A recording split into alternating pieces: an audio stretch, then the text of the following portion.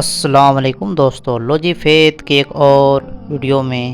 میں آج آپ کا استقبال کرتا ہوں۔ چلے بنا وقت گوائے ایمان کی باتوں کا ذکر کرتے ہیں، اور ہمارا یہ تیسرا سیشن ایمان کی باتوں کا ہے۔ چلے شروع کرتے ہیں بنا وقت کو ضائع کیے ہوئے۔ بسم اللہ الرحمن الرحیم۔ رسول اللہ صلی اللہ علیہ وسلم نے فرمایا کہ میں ایک وقت سو رہا تھا، میں نے خواب میں دیکھا کہ لوگ میرے سامنے پیش کیے جا رہے ہیں اور وہ کرتے پہنے ہوئے ہیں،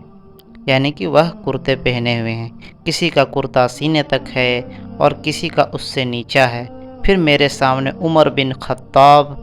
لائے گئے، ان کے بدن پر جو کرتا تھا اسے وہ گھسیٹ رہے تھے، یعنی ان کا کرتا زمین تک نیچا تھا۔ صحابہ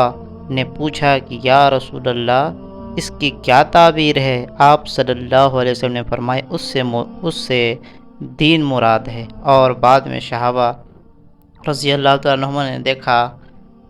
کہ عمر رضی اللہ تعالیٰ عنہ کے خلافت دور میں اسلام کہاں سے کہاں تک پھیل گیا، کیسر و کسریٰ کے خزانے بھی دیکھ لیے۔ ایک اور حدیث میں آپ صلی اللہ علیہ وسلم نے فرمایا، جب جنتی جنت میں اور دوزخی دوزخ میں داخل ہو جائیں گے، اللہ پاک فرمائے گا جس کے دل میں رائی کے دانے کے برابر بھی ایمان ہو اس کو بھی دوزخ سے نکال لو۔ تب ایسے لوگ دوزخ سے نکال لیے جائیں گے اور وہ جل کر کوئلے کی طرح سیاہ ہو چکے ہوں گے، پھر زندگی کی نہر میں یا بارش کے پانی میں ڈالے جائیں گے۔ اس وقت وہ دانے کی طرح اگ آئیں گے، جس طرح ندی کے کنارے دانے اگ آتے ہیں، یعنی کہ ندی کے کنارے جو دانے اگ آتے ہیں اسی طرح وہ پھر سے ایک دم پھلے چنگے ہو کر وہ ایک طرح سے زندگی کی ایک نہر ہوگی۔ جب دوزخ میں وہ پوری طریقے سے ان کا بدن جو کالا اور کوئلہ کی طرح ہو گیا ہوگا، تو اس نہر میں ڈالنے کے بعد پوری طریقے سے ایک دم نئے طریقے سے اگ آئیں گے،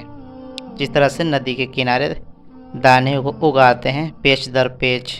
مرحلہ در مرحلہ کے بعد۔ ایک اور حدیث میں رسول اللہ صلی اللہ علیہ وسلم ایک انصاری شخص کے پاس سے گزرے، اس حال میں کہ وہ اپنے ایک بھائی سے کہہ رہے تھے کہ تم اتنی شرم کیوں کرتے ہو، یعنی صلی اللہ علیہ وسلم کا گزر ایک انصاری شخص کے پاس سے ہوا جو اپنے بھائی کو کہہ رہا تھا کہ تم اتنی شرم کیوں کرتے ہو، یعنی اتنی حیا کیوں کرتے ہو۔ آپ صلی اللہ علیہ وسلم نے اس انصاری سے فرمایا کہ اس کو اس کے حال پر رہنے دو، کیونکہ حیا بھی ایمان ہی کا ایک حصہ ہے۔ ایک اور جگہ پر ہمارے نبی صلی اللہ علیہ وسلم نے فرمایا کہ ایمان کی 70 سے اوپر زیادہ درجے ہیں، اور سب سے اوپر کا درجہ ہے کلمہ لا الہ الا اللہ کا اقرار، اور سب سے نچلا درجہ ہے راستے سے کسی تکلیف دہ چیز کو ہٹانا، اور حیا بھی، شرم بھی ایمان کا ایک حصہ ہے۔ رسول اللہ صلی اللہ علیہ وسلم نے فرمایا، مجھے اللہ کی طرف سے حکم دیا گیا ہے کہ لوگوں سے جنگ کرو اس وقت تک کہ وہ اس بات کا اقرار کر لیں کہ اللہ کے سوا کوئی معبود نہیں ہے، اور یہ کہ محمد صلی اللہ علیہ وسلم اللہ کے سچے رسول ہیں، اور نماز ادا کرنے لگیں اور زکوٰۃ دیں۔ جس وقت وہ یہ کرنے لگیں گے تو مجھ سے اپنے جان و مال کو محفوظ کر لیں گے، سوائے اسلام کے حق کے۔ رہا ان کے دل کا حال تو ان کا حساب اللہ کے ذمے۔ مطلب یہ کہ جب تک کہ دین پورا غالب نہ ہو جائے تب تک ہمیں دین کا کام کرتے رہنا ہے، لوگوں کو جد و جہد سمجھانا بجھانا، ظاہری طور پر باطنی طور پر، جس طرح سے سورہ نوح میں اور جگہ جگہ انبیاء علیہ السلام نے اس طرح قوموں کو دین کی دعوت دی، چھپے ہوئے، ظاہری طور پر، الگ الگ، اعلانیہ طور پہ، اور مطلب پوری زندگی دعوت و تبلیغ میں لگے رہے۔ اسی طرح تمام امت مسلمہ کا بھی ایک فریضہ جو اللہ تعالیٰ نے قرآن شریف میں سونپا ہے کہ تم بہترین امت ہو جو لوگوں کو بھلائی کا حکم دیتے ہو اور برائی سے روکتے ہو۔ اور ایک جگہ اور فرمایا کہ تم میں ایک جماعت ایسی ہونی چاہیے جو لوگوں کو بھلائی کی طرف بلائے اور برائی سے روکے، یعنی کہ ہمارا یہ کام ہے، پوری انسانیت کی بھلائی کے لیے ہم اس امت کو اللہ تعالیٰ نے نکالا ہے، اور اگر یہ امت یہ کام نہیں کرے گی بھلائی والی تو ہمیشہ پستی میں رہے گی۔ تو اللہ تعالیٰ سے دعا ہے کہ مجھے بھی اور سب تمام امت مسلمہ کو اس کام کو کافی سیریسلی اور من لگا کر کرنے کی توفیق عطا فرما، اور لوگوں کو بھلائی کے لیے اور لوگوں کو اچھائی کی طرف بلانے کے لیے اور برائی سے روکنے کے لیے جتنا ہو سکے ہم دعوت و تبلیغ کریں، اور ایسا نہیں کہ ایک سسٹم میں بن جائیں، کہیں بھی موقع ملے، سفر میں ہو، گھر میں ہو، باہر ہو، بچے ہو، بوڑھے ہو، جہاں موقع ملے کوئی ایک یہ نہ بنا لے کہ ایک ہی جگہ پر پارٹیکولر آپ محنت کریں، تو آپ کہیں بھی اسلام ہر کے لیے ہر جگہ ہے، غیر مسلموں کو بھی آپ اسلام کا دعوت دیں، وہ بھی آپ کی دعوت کا حصہ ہے، مسلمانوں کے اندر بھی اصلاح کرتے رہیں، اپنے بھی اصلاح کرتے رہیں، گھر والوں کی بھی اصلاح کرتے رہیں، یہ پورا ایک پروسیس ہے، پورا اسلام کا ایک پورا حصہ ہے، اور یہ کوشش لگاتار جاری رہنی چاہیے، کبھی آپ اطمینان ہو کر نہ بیٹھیں، کبھی بھی نہیں۔ تو یہ کہنے کا یہی مطلب تھا اس میں کہ دین کو جب تک دین پورا کا پورا اللہ کا نہ ہو جائے، لگاتار محنت کرتے رہنا ہے، آپ کا بس کام محنت کرتے رہنا، پھل کی چنتا نہ کریں۔ چلیے ایک اور حدیث میں رسول اللہ صلی اللہ علیہ وسلم نے دریافت کیا گیا، ایک اور حدیث میں رسول اللہ صلی اللہ علیہ وسلم سے دریافت کیا گیا، پوچھا گیا کہ کون سا عمل سب سے افضل ہے، یعنی کہ کون سا عمل سب سے اچھا ہے، کون سا کام کیا جائے جو سب سے اچھا ہے۔ آپ صلی اللہ علیہ وسلم نے فرمایا اللہ اور اس کے رسول پر ایمان لانا سب سے بہتر کام دنیا کا،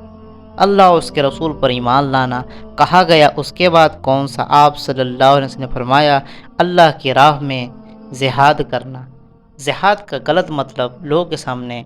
انٹرپریٹ کیا گیا ہے، جو ویسٹرن میڈیا اور طرح طرح کے تمام دنیا میں اس کا غلط مطلب انٹرپریٹ کیا جاتا ہے۔ اس کا مطلب ہے کہ سب سے پہلے تو اپنے نفس سے جہاد کرنا ہے، مطلب جد و جہد کرنا، سنگھرش کرنا، نیک کام کرنے کا سنگھرش کرنا، لوگوں کو اسلام کی طرف بلانا، اچھے چیزوں کی طرف بلانا، برائی سے روکنا، اس کے لیے سنگھرش کرنا، مطلب دن رات کو فکر میں رہنا، ایک سوچ میں رہنا، اور کیسے کیسے لوگوں کو بھلائی کی طرف بلایا جائے، برائی سے روکا جائے، اللہ کی طرف بلایا جائے، دین کی طرف بلایا جائے، انہیں صحیح چیز بتایا جائے، کیا غلط ہے کیا صحیح ہے، ان کو سچائی سے اوگت کرایا جائے، اس فکر میں، اس سوچ میں، اس کام میں لگے رہنا، اس کو جہاد کہتے ہیں۔ جہاد کا مطلب ایک ہی نکالا گیا ہے جو ویسٹرن میڈیا نے پورٹرے کیا ہے پورے ورلڈ کے سامنے، جو پوری طریقے سے غلط ہے۔ اس کا مطلب ہے ایک طرح سے اسٹرگل کرنا، اس کو ایک دوسرے سینس میں لیا تو اسٹرگل کرنا، جیسے آدمی ایک کیریئر کے لیے اسٹرگل کرتا ہے، پڑھتا ہے، اچھے انسٹیٹیوٹ میں پڑھتا ہے، محنت کرتا ہے، ٹائم دیتا ہے، وقت دیتا ہے، اور کافی کچھ محنت کرتا ہے، اسٹرگل کرتا ہے، پھر ایک مقام پر پہنچتا ہے۔ اسی طرح اس میں بھی اسٹرگل کرنا ہے، اچھی باتوں کا حکم دینا، برائی سے روکنا ہے۔ چلیے پھر یہ ہو گیا، پھر کیا ہے؟ آپ صلی اللہ علیہ وسلم نے فرمایا حج کرنا، حج مبرور۔ ایک اور میں عرض کیے دیتا ہوں، رسول اللہ صلی اللہ علیہ وسلم نے چند لوگوں کو کچھ عطیہ دیا، یعنی گفٹ دیا، اور سعد وہاں موجود تھے۔ وہ کہتے ہیں کہ رسول اللہ صلی اللہ علیہ وسلم نے ان میں سے ایک شخص کو کچھ نہ دیا، حالانکہ وہ ان میں مجھے سب سے زیادہ پسند تھا۔ میں نے کہا یا رسول اللہ، آپ نے فلاں کو کچھ نہ دیا، حالانکہ میں اسے مومن گمان کرتا ہوں۔ آپ صلی اللہ علیہ وسلم نے فرمایا مومن یا مسلمان؟ میں تھوڑی دیر چپ رہ کر پھر پہلی بات دہرانے لگا۔ نبی کریم صلی اللہ علیہ وسلم پھر دوبارہ وہی جواب دیا، مومن یا مسلمان؟ پھر آپ صلی اللہ علیہ وسلم نے فرمایا کہ اے سعد، باوجود یہ کہ ایک شخص مجھے زیادہ عزیز ہے، پھر بھی میں اسے نظر انداز کر کے کسی اور دوسرے کو اس خوف کی وجہ سے یہ مال دے دیتا ہوں کہ وہ اپنی کمزوری کی وجہ سے اسلام سے پھر جائے اور اللہ اسے آگ میں اوندھا ڈال دے۔ یعنی کہ کہنے کا مطلب ہے کہ ایک آدمی بظاہر مستحق زیادہ ہے، لیکن ایک آدمی کا تھوڑا ایمان کمزور ہے، تھوڑا ڈاواڈول ہے، تھوڑا ایسا ہے کہ ایسا ہے کہ اس کو اگر مدد نہیں کیا جائے، مالی طور پہ جلدی سے مدد نہیں کیا، ہو سکتا ہے اسلام سے پھر بھی جائے، تو اس بنا پر بھی تھوڑا تھوڑا کیا جاتا ہے۔ تو اس کا کہنے کا ہی مطلب ہے اس حدیث کا، مطلب ایک آدمی تو بظاہر ہے مستحق ہے زیادہ، لیکن وہ ایمان والا ہے، مومن ہے، تو اس کو نہ دے کے ایک تھوڑا کمزور ایمان والے کو، جو مالی حساب سے بھی کمزور ہے اور اس کو بھی نئے اسلام میں داخل ہوا ہے، تو اس کو تھوڑی سی مدد، مالی امداد کر کے بھی مطلب اپنے اس میں بنائے رکھنا ہے، یا پھر جو بھی امداد کر کے اس کو اپنے اس میں بنائے رکھنا تاکہ وہ پھر سے ایمان سے پھر نہ جائے، صرف اسی وجہ سے کہ تھوڑا سا تکلیف ہوا، تھوڑا سا یہ ہوا، تھوڑا سا اس کی کمی ہوئی، اس کی وجہ سے وہ پھر گیا، چونکہ ابھی اپنے عقیدے میں پکا نہیں، دھیرے دھیرے پکا ہو جائے گا تو اس کو بھی اسی طرح اس کے ساتھ پیش آیا، اس طرح سے یہ کمپلیٹ ہوا۔ تو اس پر اللہ تعالیٰ نے ارشاد فرمایا ہے، جب دیہاتیوں نے کہا کہ ہم ایمان لے آئیں، آپ کہہ دیجئے کہ تم ایمان نہیں لائے، بلکہ یہ کہو کہ ظاہری طور پر مسلمان ہو گئے، لیکن اگر ایمان حقیقتاً حاصل ہو تو وہ اللہ تبارک و تعالیٰ کے ارشاد، بے شک دین اللہ کے نزدیک صرف اسلام ہی ہے۔ امید ہو کہ آپ کو یہ کافی انمول باتیں اور کافی پرائس لیس باتیں، اور یہ ایسی باتیں ہیں جو دل کو چھو لینے والی ہے، اور اس پر اگر عمل کیا جائے، سبحان اللہ، زندگی بن جائے۔ اللہ تعالیٰ ہم ایک ایک باتوں کی حقیقت کو سمجھنے کی توفیق عطا فرما، کسی بھی طرح کا مسکنسیپشن اور جو کیا بولتے ہیں پروپیگنڈا اور دشپرچار سے بچنے کی توفیق عطا فرما، اسلام کی خوبصورتی کو جاننے والا بنا، اور ہمیں اس کے مطابق اپنی زندگی گزارنے والا بنا۔ ہمیں جو بھی غلطی ہو گئی پڑھنے میں، سنانے میں، اللہ تعالیٰ ہمیں معاف کرے، اور ہمیں،